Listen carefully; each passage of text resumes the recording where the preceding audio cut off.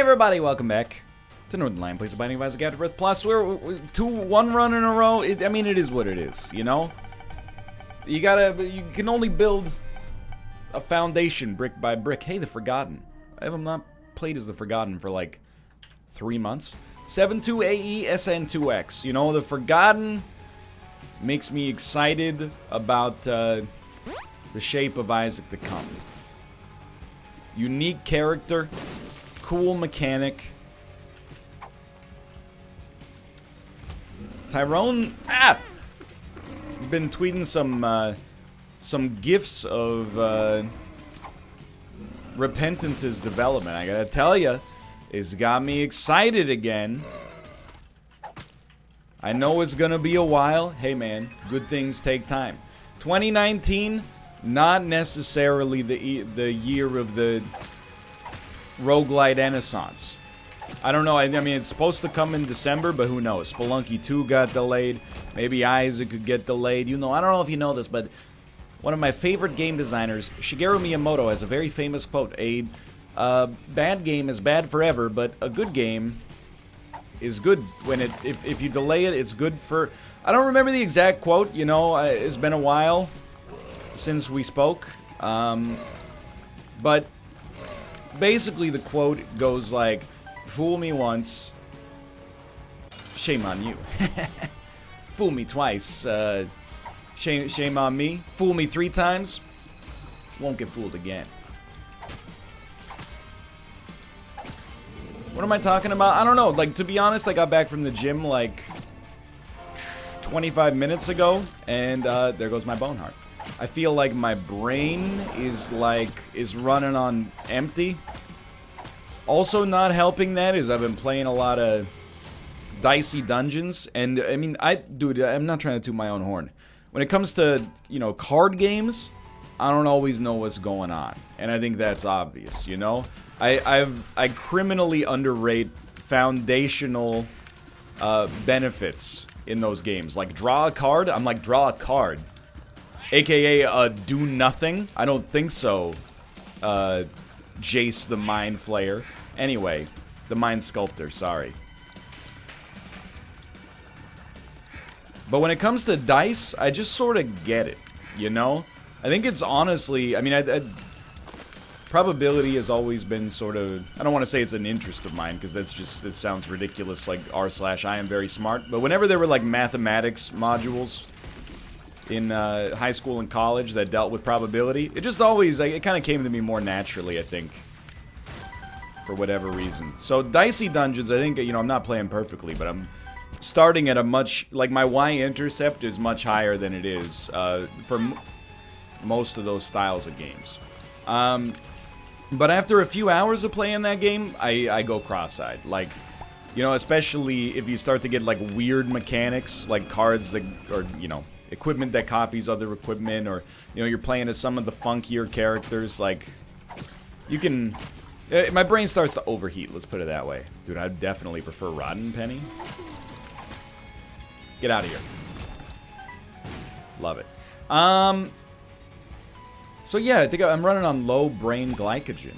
To be honest, you might be like, NL, eat some carbohydrates. I will. I mean, I did, but I also will. But, you know, just gotta... I wouldn't even call it brain fog. Just, let's put it this way. Looking forward to the day off is probably the best way to describe it. Dude, we have an actual spacebar item. Not like, you know, like I need a day off for, like, mental health. Let's do it. Beautiful. I need a day off for, like, I just want to, like, lay on the couch. I'll probably feel differently, you know, after I eat lunch, but for now, I'm like, man, I am exhausted. Exhausted. But that's okay, because, you know, today's a Friday. Friday is a nice part of my week, as mentioned constantly, probably ad nauseum for a lot of people. Is, you know, I got like 2 different work weeks, you know? My streaming work week, I'm just going to check our curse room real quick. My streaming work week, Sunday to Thursday. It's a 5-day setup. We stream every day. Tuesdays are really long. Thursdays are really long too, but part of that is being on Kate's stream. And then YouTube is like Sunday to Friday, but taking Tuesday and obviously Saturday off. But anyway, this is the end. My Twitch work week is over. I'm back in the YouTube. This is the one day where you just got YouTube videos. You record an Isaac video, eat some lunch. You record an Isaac video, go to the bathroom. You record a couple of Streets of Rogue episodes. Say, you know, why not go for a little walk around the neighborhood or something like that? You know what I mean? It's a more casual work day. It's like working in an office when, like, the boss's vacation takes place. And it's a slow season, you know? It's like working at Canada's Wonderland in the wintertime. We're definitely gonna work towards Spun here. Canada's Wonderland is a theme park in Canada, aka it gets a little bit cold in the winter time. I honestly, I don't know for certain. I'm not taking anything else. Everything else here is kind of trashed here, but I don't know this for certain, but I think Canada's Wonderland probably closes in the wintertime. Or maybe they operate some kind of like holiday village or something like that, because, I mean, Canada's Wonderland, it is. Toronto, I mean, it's in Vaughan, but come on. I apologize if you're from Vaughan and you're like, get it right, but like, it's Toronto. For the rest of the country, it's Toronto. And if that bothers you, let me give you some perspective. I live in British Columbia. When I tell people where I'm from, I just tell them I'm from near Toronto. Because they don't know, like, they might know where Ottawa is, but I'm not saying British Columbians are stupid. I'm just saying, like, it's a big freaking country, right? So sometimes you take shorthands. Let's try this one more time. Am I from close to Toronto? I mean, it depends on your perspective. I grew up a 3-hour drive away from Toronto. There's other cities that are closer, but I mean, I grew up a 3-hour drive away from Montreal as well, to be fair, but I don't know, you know, you come up with shorthands. I gotta admit, I'm the same way. Like, when we were in, we went to Disney California Adventure, after TwitchCon, like 2 years ago, and we got on the Ferris wheel, and I have this hat with, like, a Canadian flag. It's not just, like, you know, it's not just propaganda, it's kind of like stylized, but still, people see it and they go, oh, are you from Canada? And I go, yeah, and they go, where are you from? And we go, Vancouver. And then when this one guy and his, like, really young son were like, oh, we're from BC too. And I was like, oh, cool, where? And then they said a town I had never heard of, and I just went, near Vancouver, I understand. But, in my defense, BC is like, why use the world card there? That doesn't make any sense. I mean, I'm just promoting ignorance at this point, but BC is like Vancouver, Victoria, and then, like, that's the bottom, like, the most southern, like, 1% of the province. And then after that, the other 99% that goes north, there's, like, a couple of cities that anybody, I don't want to say anybody's heard of, but that have a sizable population, you know? I know Prince Rupert's up there somewhere, Powell River. Don't forget about Nanaimo, they got bars named after them. Plus, it's like, I don't know. The only way I can describe it is like, you know, do you live in, you know, Russia? Do you live in America? Do you live in Brazil? Do you live in China? You know, do you live in a country that's geographically large, has a lot of, like, settlements inside of it, you know? Well, consider, like, what would happen if you moved from, like, one side of the country to the other side of the country. No offense to the Maritimes. Because I know you're the East, but Ontario is relatively East by West Coast standards. You know, you grew up knowing, I know where Barrie is, I know where Haliburton is, I know where Hamilton is, I know where London, Ontario is, I know where Peterborough is, I know where the Havelock County Jamboree takes place, you know. I know where Quinte West is, etc., etc. But then you move to, like, a new province where you didn't have 10 years of, like, driving through these areas. I'm like, I know Vancouver, Burnaby, Coquitlam and Port Coquitlam, Surrey, Delta. But even Delta I'm a little shaky on, to be honest. I don't even remember how we do this. I think this is fine, but I'm still a little scared. I'd like more bone hearts, let's put it that way. Oh, Ruka. Sorry, I got a little too into the British Columbian stuff there.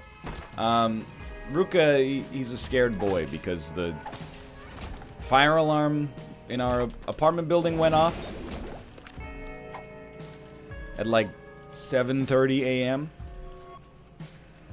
And he doesn't like the fire alarm. He has like fire alarm PTSD. I think it's just because, like, sometimes when the fire alarm rings, we stick him in his backpack, you know, his spaceship, and take him down. And then once he gets down there, you know, everybody is like, he's freaked out, obviously. He's like, what am I doing down here, and what's this spaceship? And then all the people that, you know, see him are like, oh, cool, a cat spaceship. Can we, like, get up in your face and tap on the plastic bubble, and can we take his photo, and, you know, blah, blah, blah. And he's like, this is the worst day of my life, and you're trying to take photos of me because you think it's cute? I have sympathy for that, but anytime there's a fire alarm, he gets spooked for a while. I understand. You know, it's like if you woke up to, like, I don't know, a voicemail that would, I don't know, like a stress-inducing voicemail, it kind of throws the rest of your day off. So I've been comforting this cat, gave him a nice dose of wet food earlier, and I think he's feeling a little bit more relaxed. But I gotta say, I got a bone to pick with fire prevention. And I don't want to be this guy, okay? Because my argument, it doesn't pass, like, first principles muster, okay? But do you live in an apartment building? If you're watching this, I know I've talked to Malf about this, and I think we don't necessarily feel the same way, but let me preface this by saying I love not dying in fires or having all of my, you know, worldly possessions destroyed by the ravages of a blazing inferno. However, I almost feel, for me personally, and based on my anecdotal experience, that I really forgot we had Bomber Boy. That fire prevention, or let me rephrase, because I want to be specific here. I'm not like, man, the fire drills are a waste of my time. It's not like that. But we have so many fire drills in our building that I honestly feel like if there was ever a real fire, like 45% of the people in the building would burn to death. Because people just don't leave anymore when there's a fire drill. And sometimes they're, you know, it's known that a fire drill is going to happen, and sometimes it's a surprise, right? But people don't leave anymore because we've had so many false alarms and drills. Like, we probably have like one a month, and we have since I moved here. So that's been like, yo, that's pretty good. Still pretty good. So that's been like, you know, 4 years now. You can imagine, I've had like, maybe 60 fire drills is a little much, but I've had at least, you know, 30 to 40 fire drills. And, you know, I was raised with a paranoid mother, aka a smart mother, and she was like, even no matter if they run the drill, you know, 10 times in a month, you still go down. Even if, you know, the last 20 times have been drills, you still, help. You still gotta go, because what if it's the fire? And even I'll admit, you know, and it's not a great thing to admit, but if there's a fire drill and it's at like, or if the fire alarm goes off, let's say, and it's at like 4 p.m., I'm like, sure. Obviously, I'll evac. Go see what's going on. Hold on. I want to be clear on what I'm saying, so I want to focus on this just for a moment. Just go get some HP, please. But if the fire drill is at like, you know, you wake up, it's 5:30 a.m., you're bleary-eyed, and, you know, you look outside and you're like, is anybody else evac'd yet? And then sometimes like the alarm gets quieter, but it's still going on, etc., etc. And you just like, I'm not saying you should do this, but you're just like, I'm gonna wait it out for like 5 minutes, and if it's still going, then I'll evac. And most of the time, that's not, you know, it just turns off. Sometimes you go outside and then it turns off. Again, I'm not advocating for this. I think most people, if you're annoyed with what I'm saying here, you're probably considering that, you know, like, what's the harm in doing it? You just walk outside. Well, you know, it's an apartment building. It takes a long time to get down. And then it takes a long time, because I mean, you gotta take the stairs. And then it takes a long time to get back up. Because, you know, you gotta, every tenant in the building who evac'd is waiting for the elevators to get back up. And you might say, take the stairs. Well, we live in one of those, you know, as a fire code thing, or a safety thing, I'm pretty sure. But live in one of those buildings where, like, the stairwell only has, you know, you have to use, well, let me rephrase. I don't want to get too specific with it because I think it's just boring minutia. But basically, you have to have a key to enter the floor. And some of the floors don't even have keys on them. So tenants can't just freely move. You know, if you live on like floor 20, you can't just go to floor 73 and be like, hey, I'm here. Just want to see what's going on floor 73. You know, you got to know somebody who lives there that can get you up. So, you know, you can't even get back into your apartment sometimes. Now, the more astute amongst you are probably saying something along these lines. Hey, what happens if there's a fire drill and you take the stairs and then it turns out it's not a drill at all, but it's a real fire and the fire's in the staircase? Yeah, no, I know. You would be trapped in the staircase and probably suffer a great deal, to be honest. But, you know, I don't write the building code, and to be honest, I don't have, like, the expertise to know whether or not this is the safest way to do it to begin with. I kind of, you know, I tend to trust the people who come up with the regulations, which might sound naive, but, you know, here's my philosophy on things. I have never had a fire, so maybe all this fire prevention stuff is working gangbusters. Like, it's the same reason when people are like, oh, my plane's delayed. This is ridiculous. And I'm like, yeah, but there hasn't been like a major, you know, North American airline air disaster in like, I mean, there was the Asiana San Francisco landing that clipped the seawall. But even that is like, I don't want to diminish, you know, I think 2 people died there, but like, compared to like the 1970s where planes were dropping out of the sky like, you know, once every 3 months or something like that, I say bring on the aviation regulations, you know? There's a good example. Some of those 787 Dreamliners started to have onboard fires. FAA was like, cut that out. We're grounding all those until it gets solved. Now, I've flown on 787s, I don't know, half a dozen times. It's a wonderful airplane, you know? I don't feel unsafe when I'm in it at all, as compared to some of the regional jets I have to take to get to my hometown, where there's one pilot and he's like, you know, 18 years old. No offense, but, you know, there is a little bit of stereotype. When I get on a flight and, you know, the pilot has gray hair, I'm like, yeah. Not too gray, but when it's just like a little gray, I'm like, we're in good hands. When I get on the flight and I'm like, oh, you're the pilot? I thought you were like the intern or something. Then I'm like, oh, I don't assume that that's fair, by the way. I mean, you know, Granddad was flying Spitfires in the Battle of Britain in World War II when he was 19 years old. But, you know, it's kind of like a desperate times, call for desperate measures sort of situation. I think we probably want HP here, and I'm not going to be too precious about, like, the order in which I take it. Just, we did it. I'm excited. I'm happy for you. Anyway. So what I'm saying, you know, I like the regulation, you know? I like not dying in a fire. I like, does this work, by the way? I think it does.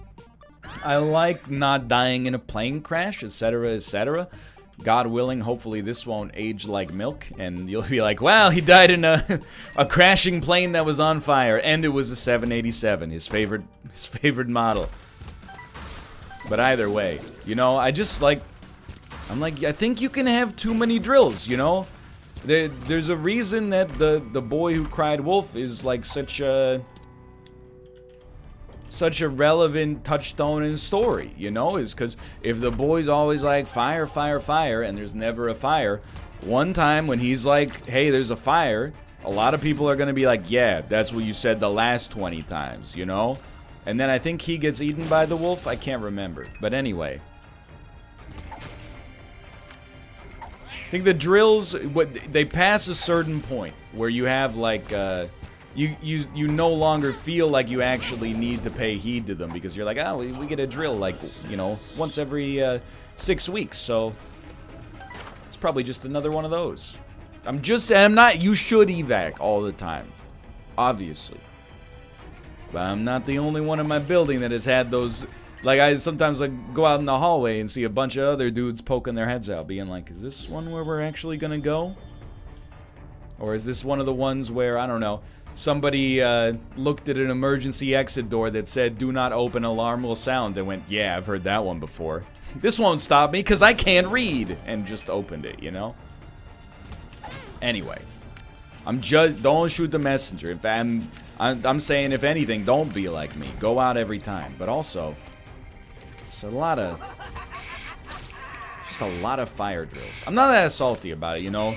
Oh, I get like an hour and a half, 2 hours less sleep.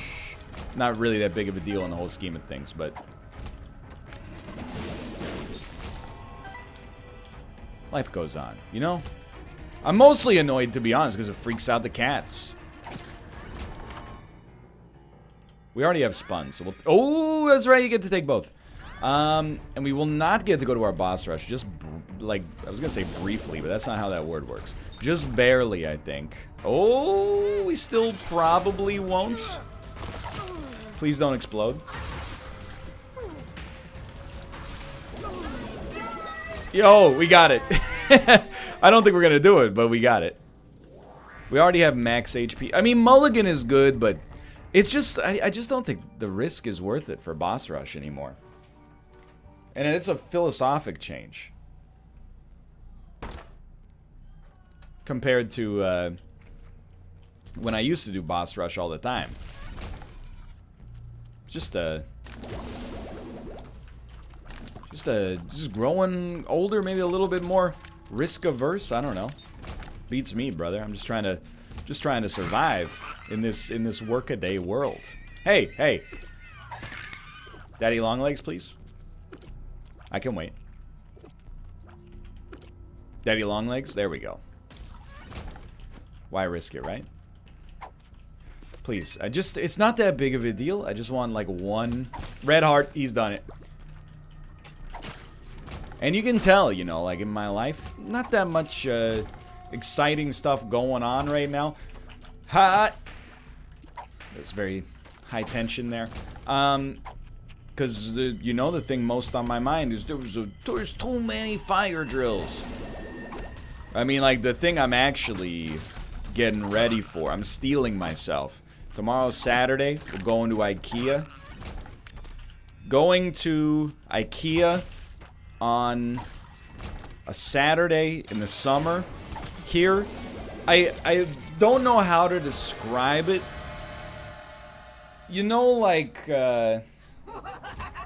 in like the Avengers movie, in the first Avengers movie, there's like the team up shot where, you know, they're all in a circle and then it does like the 360 around them and you're like, whoa, there'll never be anything cooler in an Avengers movie than this. That's kind of what it's like. And then, like, you know, Black Widow is like people on summer vacation, and then Captain America is like the elderly, and then the Hulk is like bad drivers, and then, you know, there's more Avengers. Iron Man is like people who watch too much HGTV, and it's just like, it's a day where like everybody that needs to go to IKEA is gonna be going to IKEA, and there's two of them in the Vancouver area, and they're both like so absurdly busy, even on weekdays, that it's I'm stealing myself for the adventure that is going to be on the weekend. But you know, you get to eat the meatballs. They're very cheap. They're delicious too. I feel no shame. I actually thought we died there based on the animation, and I was trying to puzzle out how. I don't have any shame. Anytime we go to IKEA, one of the main reasons I go to IKEA, I mean, is because my wife wants me to. But then the other reason that gets me through the day is I'm like, once we're done with this, we can get some of those freaking meatballs, dude. It's the freaking meatballs, baby. Can't just have me, just one. And I know, like, that they might say that's how they get you. I don't think IKEA gets you. Like, I might be ignorant to this, but, like, I don't consider taking advantage of the services of a business getting you. Like, yeah, maybe the meatballs are, like, an extra value add to get you in the store, but I'm like, if I want, like, a $22 coffee table, I don't have any other options. I'm going... IKEA's really the only one that... Yikes. That works for me there. So I don't feel any shame in that whatsoever. I kind of feel like... I mean, you're still paying for it. But you're not... I really think the IKEA cafeteria, I don't know if it operates at a loss. That might not be realistic, but I'm pretty sure they're selling some of those meals to you nearly at cost. That's my hunch. Now, do I know that that's true? No, I don't know that that's true. So I'm looking forward to that. And apart from that, I mean... I always hesitate to bring up gym anecdotes just because, like... You know, if you're not going to the gym, it's very annoying sometimes to hear people talk about going to the gym. It feels like a slight on your own personality. Is like, oh, so I was at the gym the other day, and guess who was there? Robert Downey Jr. And then instead of people being like, you know, oh, that's cool, people are like, we get it, you work out. Yeah, okay, you saw Jesus Christ himself at the gym. I mean, I don't see why the setting is relevant. Why did you mention that? But, you know, any port in a storm. You know, I'm doing this workout program called 531 Boring But Big. And it undersells itself.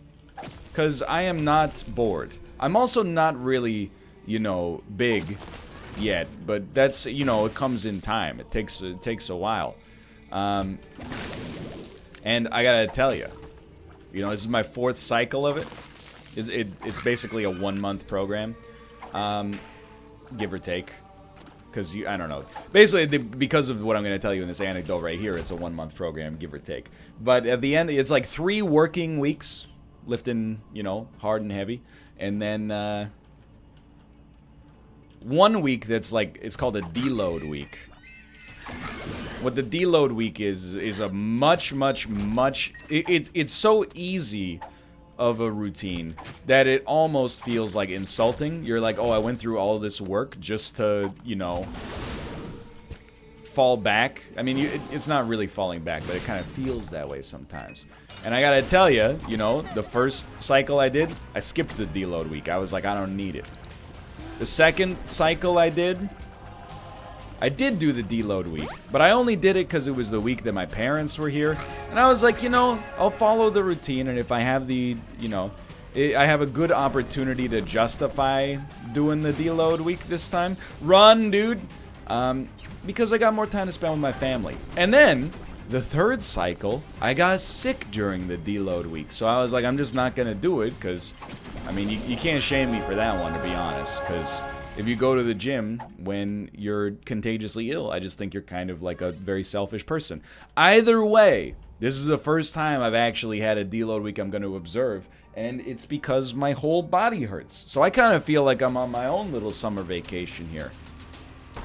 I'm excited. Today was a heavy day. I mean, not like psychologically. I think we do want Parasite, and let's get everything else going here. Statistically speaking, of course. Repeating, of course. Leroy Jenkins, etc., etc. You could die, me. So, what do? Really just instantly transform upon entering every room? I also don't feel like bringing up the gym stuff all that much anymore. Either, suffice it to say, the end of that bit is, I'm excited because next week's gonna be, you know, I get a chance to recover from what are not injuries, but at least like some kind of nagging pain. Aching, maybe. It's a better way to put it. But suffice to say, I also don't, you know, feel as compelled to talk about going to the gym that much anymore. And it's in a good way, because it's just kind of like, it's not novel anymore. It's just kind of like what I've been doing, you know? I've been working out since January. Still, you know, very much a novice for sure, but seeing results and you know, just going consistently. So there's not really that much to talk about, except for bad gym etiquette, which, I mean, that's, tide goes in, tide goes out. Somebody leaves one 35-pound plate on each side of the bar in the squat rack. I don't know if they're bragging. They're like, check it out, dude. I can squat 115 pounds, but I can't lift the plates to put them back on the... I honestly... That could have been really bad. I honestly just don't understand the... Like, wouldn't you rather just put it away? I mean, like, I know this is a little bit... Is boomer energy, but like... When I'm at the gym and it's like dirty, I kind of like clean up my whole area. Like I put my stuff away, I put other people's plates away if they're done with them and they didn't clean them up. And it's just because, like, you know, I mean, honestly, it gives you something to do. What else are you gonna do between sets? You know, you just stare out the window. God forbid you pull out your phone. You know, some 75-year-old is gonna rant about you on Reddit. Oh, they kids, he was on the bench and he was looking at his phone. Should just look out the window like everybody else does. Anyway, you get the idea. It's not meant to be as bitter as it came out, you know? But yeah, it's just, you know, it's just working. And I'll tell you, you know, like, it's a little preachy. You can live your life however you want, but 2019 has been, you know, a good year for me. Personally, it's been a good year for me professionally. But I think really, like, a lot of that comes down to having started to make positive, healthy changes in my life. Like, to be honest, 2019 has been like a really stressful year. But still good, which is even more impressive. Like, you know, my old YouTube network got bought out in like January, so I had to transition to a new network, and you know, it was relatively smooth, but it's still like, you know, imagine you work for a company and that company got bought out. There's new culture, there's new policies, you know, you're not sure if everything's going to continue the way that it's been continuing, and, you know, thankfully it did, but there's like, you know, it's stressful. It shakes you up. I got an erroneous copyright strike for a movie that's now in theaters and has great reviews. More power to you. We fought the copyright strike, and luckily, you know, within a few hours, well, half a day, the company that issued it was like, yo, we made a mistake. No harm, no foul, right? And I was like, no harm, no foul. Yeah. But anyway, you know, there's been some stressful stuff that's happened this year. But I think, as ridiculous as it sounds, I'm not trying to say going to the gym turns you into some kind of like psychological superhero, but I felt like more well-equipped to deal with this stuff than I think I would have at this point last year, because I feel like I'm just a stronger person. Not just physically, but like, and this is where it's going to start to sound kind of ridiculous, but I think there's something to be said about the mental benefits of going to the gym. And people always talk about like, oh, your mood will be better, you know, you'll have more confidence and blah blah blah, and that's true, you know. Like Reese Witherspoon said in Legally Blonde, exercise releases endorphins make you happy people don't kill their husbands. It's an open and shut case, Your Honor. But moreover, and this is where the boomer energy comes in, I think that it teaches you discipline. Not just because you go every day, but because you learn to do stuff you don't want to do. That's good for you. So, you know, and it teaches you like some toughness. You're like, oh, my muscles hurt, but I still got 2 sets of, you know, bench press left. Well, I gotta do them. It's kind of like the same thing, you know? You're like, I got this Like, to be honest, I have evolved into, like, super husband over the past, like, 4 or 5 months in particular.